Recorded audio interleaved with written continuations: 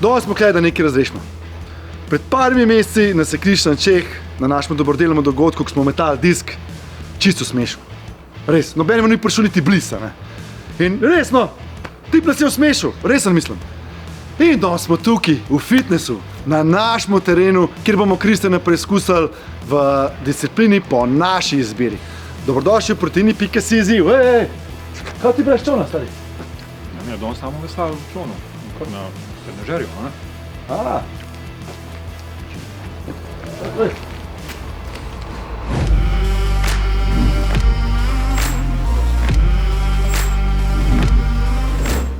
Danes se bo Kristjan Čeh, svetovni prvak v metu diska in slovenski športnik leta, pomeril z dvema nasprotnikoma v veslanju.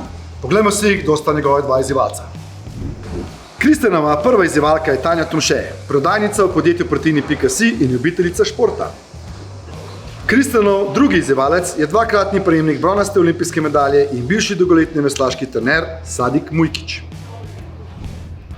Pravila so čisto enostavna, tisti, ki prvi prevesla 500 metrov, je zmagovalec izziva. Tako odlikovane konkurence pa še nismo, a? Pa še ne. Ne še, a? Ja, no, če jaz predlagam, da kar začnemo. Tekmovalci na mesta, zagrabite te ročke. 3, 4, zdaj!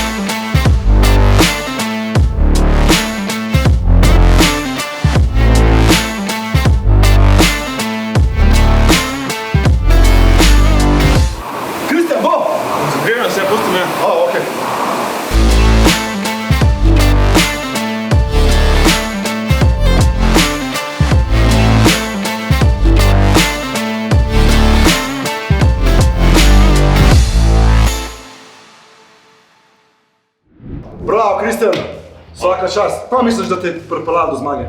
Moja tak hitra, eksplozivna moč. Tudi jaz sem tega mnenja.